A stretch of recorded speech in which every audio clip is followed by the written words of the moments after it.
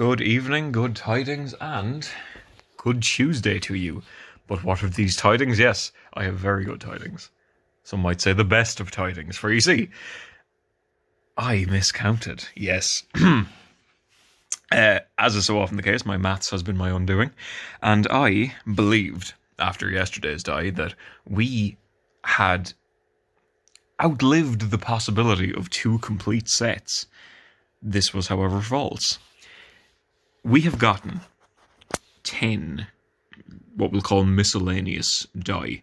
You might be looking at this and think that there's not much miscellaneous about 5 d6s, 4 d10s and a d4, but more about that once we're finished all of this and we can have a proper review of everything that's happened. However, these 10 are our non-set die, and with 24 days available to us, 4 of which remain, we are left with 1, 2, 3, 4 dice. That's right.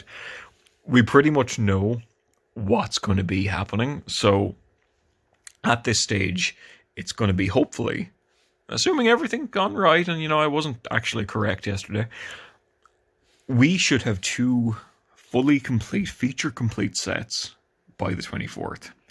And we know exactly what's going to be in these doors. We just don't know the order yet. So it's a question of who of these 2 sets is going to win. Is it going to be the dark, reddy, orangey, blacky ones? Or is it going to be the sparkly boys?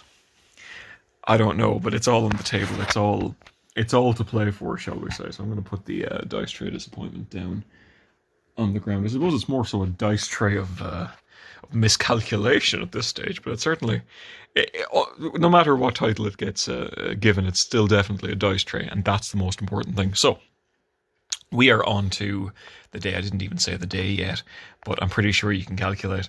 It's day 21, the 21st day. Three weeks we've been doing this shit now, and I'm not proud, but I'm also not tired, so we're going to keep doing it. All the way to the 24th, baby. To get a sparkly D20, baby. Look at this. Oh, I am excited to get this because I haven't seen a D20 in yonks. Oh, donkey's yonks, in fact. Look at this. Let's prop you up there. Oh, that is special. That is really super. I really like that. It is as expected, obviously. There's not really a surprise to it, but it's got a nice feel to it. It feels like a dice that's going to roll really, really nicely. And of course, we know what D20s are. They are the truest random that we can achieve. It makes such a nice, welcome change of pace from our slew of D6s. This is, it's really good. What I like too about these is while it still has the sort of eye-catch, sort of fancy appeal that a lot of dice are going for with their swirls and their, intricate lettering and all that, it's still extremely readable. Readability is, as I'm sure you've guessed by now, a big concern as far as my opinions on dice are concerned, because you can have the nicest die in the world, but if you can't read it at the table, it's not fulfilling its one function. At least not doing it as well as I'd like it to. Some people have better eyes than me.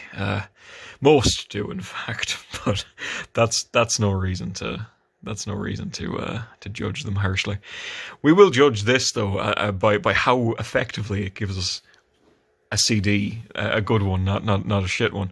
So the danger with D20s, of course, it being true random is because this has come so late in the game, there is a possibility, slim but possible, that one of the die that it comes up as will be one that was selected from another group. Like, say, for example, when I was randomly picking the numbers from 1 to 100 for the D20 list, I wasn't omitting Irish Alternative, I wasn't omitting newbies, they were all in. It was everybody's game to play, so let's just see what happens, alright? Let's stop this preamble and roll ourselves a big 2. Now, correct me if I'm wrong here, because I might be, but I feel like that might have been what we rolled in the previous D20. If it is, then that's just funny. Oh no, it isn't. Oh, fuck me. Oh, this is the best one. Well, okay, it's not the best one, but it's a okay. Okay, give me a sec. I'll be back in a minute. This is a good one. This is a very good one. Okay. This is an album called Alice's Restaurant. It's about Alice and the restaurant. Only Alice's Restaurant isn't the name of the restaurant, it's just the name of the album, and that's why a man by the name of Arlo Guthrie called the album Alice's Restaurant. You'll notice this is still in its plastic because, this is a very special edition of Alice's Restaurant Massacre with 4-part harmony and full orchestration and all that sort of business. We're not going to be opening this. I refuse to, because it's very special to me. And I can't believe they were selling it as cheap as I got it for. It's almost like people didn't want it or something. But this is the copy of much the same thing. This is the best of Arlo Guthrie, Alice's Restaurant. You're kind of getting 2 for 1 here, but really you're not. Neither of these are the version of the Alice's Restaurant album that most will be familiar with, which is of course the yellow cover with the man himself, Arlo Guthrie, son of Woody Guthrie, if you can believe it.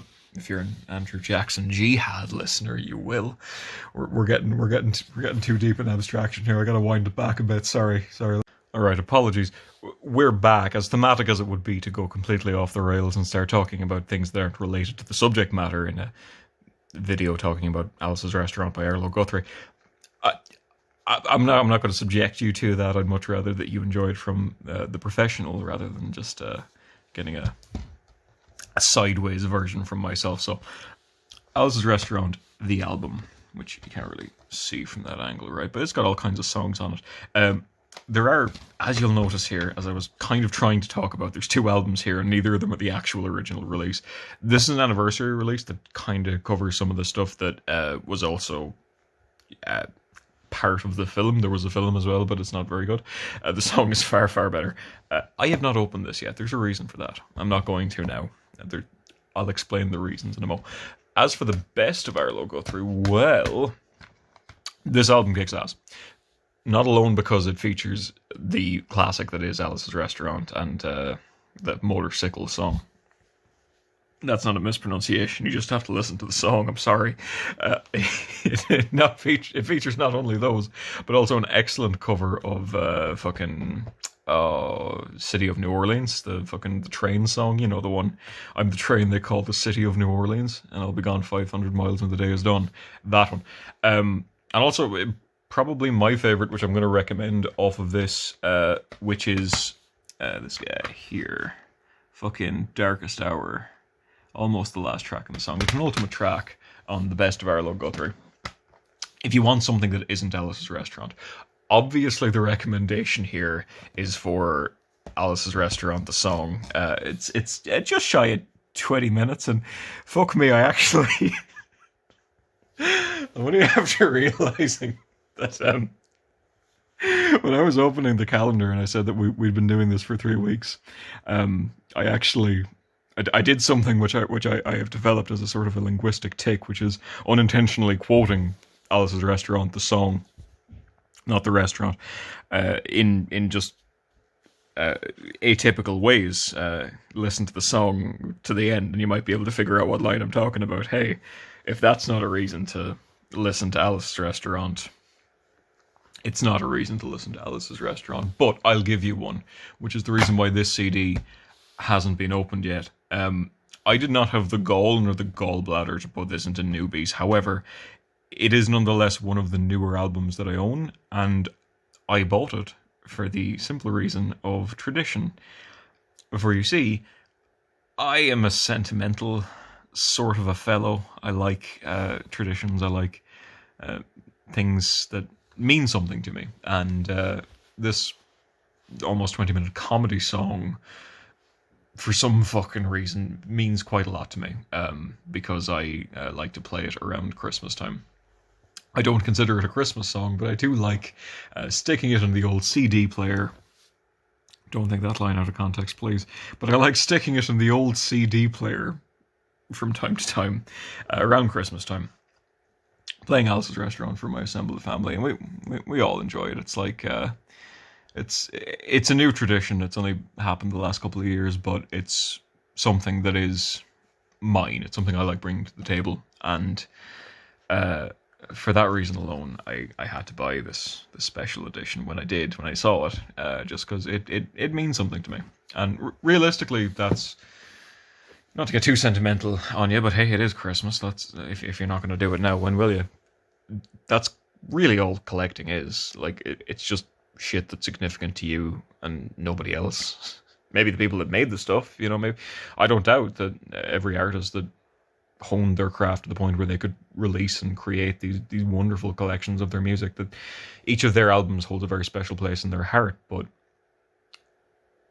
it means an awful lot to the people that receive it too. And that linking of the artist and the art enjoyer or consumer. I don't like saying art consumer. It sounds too corporate, but you know what I mean. The link between artist and audience, let's say, where something can mean something to both sides of that equation, despite the two never having any sort of overlap otherwise.